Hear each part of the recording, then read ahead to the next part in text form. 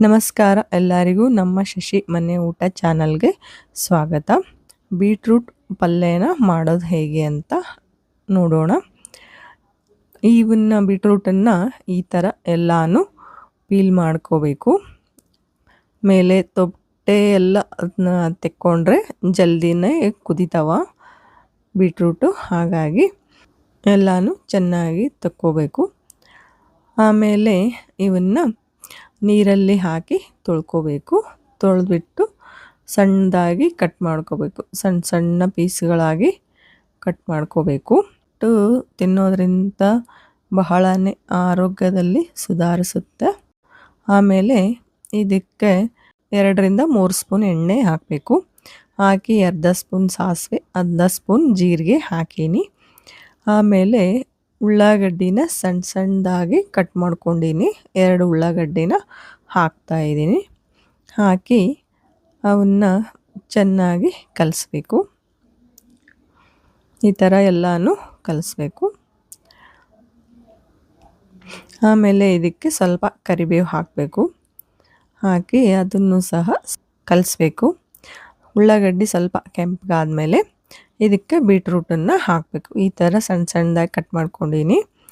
ಇವನ್ನ ಇದಕ್ಕೆ ಹಾಕಬೇಕು, ಎಲ್ಲನೂ ಹಾಕಬೇಕು.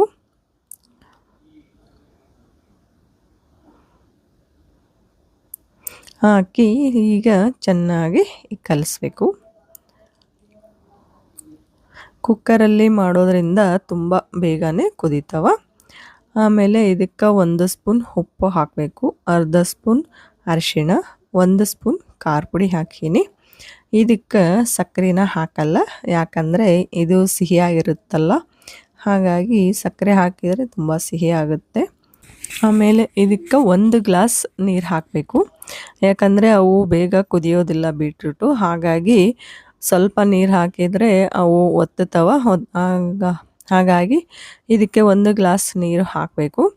ಹಾಕಿ 5-6 ವಿಸಿಲ್ ಕೂಗಿಸಿದ್ರೆ ಚೆನ್ನಾಗಿ ಕುದ್ದಿರ್ತಾವ. ಈಗ ವಿಜಿಲ್ ಆದವು. ಈಗ ತೆಗೆದು ನೋಡೋಣ. ನೋಡಿ ಎಷ್ಟು ಚೆನ್ನಾಗಿ ಕುದ್ದಿವೆ, ಎಲ್ಲನೂ ಮೆತ್ತಗಾಗ್ಯಾವ. ಈಗ ಇದರ ಟೇಸ್ಟ್ ಇನ್ನು ಹೆಚ್ಚು ಮಾಡೋದಕ್ಕೆ ಅರ್ಧ ಕಪ್ಪು ಶೇಂಗಾ ಪುಡಿನ ಹಾಕ್ತಾಯಿದ್ದೀನಿ ನಾನು. ಕಾಯಿ ಪಲ್ಯಗಳಿಗೆ ಶೇಂಗಾ ಪುಡಿ ಹಾಕೋದ್ರಿಂದ ಟೇಸ್ಟ್ ತುಂಬಾ ಇನ್ನೂ ಹೆಚ್ಚಾಗುತ್ತೆ, ಟೇಸ್ಟ್ ಇನ್ನೂ ಹೆಚ್ಚಾಗುತ್ತೆ. ಶೇಂಗಾ ಪುಡಿ ಹಾಕಿ ಚೆನ್ನಾಗಿ ಕಲಿಸ್ಬೇಕು. ಆಮೇಲೆ ಇದನ್ನು ಸ್ವಲ್ಪ ಕುದಿಯೋಕ್ಕೆ ಇಡಬೇಕು. 1-2-3 ನಿಮಿಷ ಕುದಿಯೋಕ್ಕೆ ಇಡಬೇಕು. ಈ ಥರ ಆಗ್ತಾವ ನೋಡಿ. ಇದನ್ನು ರೊಟ್ಟಿ, ಚಪಾತಿ, ಪೂರಿ ಎಲ್ಲದರ ಜೊತೆನೂ ತಿನ್ಬೋದು. ತುಂಬಾ ಟೇಸ್ಟಿಯಾಗಿ ಇರುತ್ತೆ. ಬೀಟ್ರೂಟ್ ತಿನ್ನೋದ್ರಿಂದ ಬ್ಲಡ್ ಜಾಸ್ತಿ ಆಗುತ್ತೆ, ಹಾಗಾಗಿ ಇದನ್ನು ತಿನ್ನೋದ್ರಿಂದ ತುಂಬಾ ಉಪಯೋಗವಿದೆ.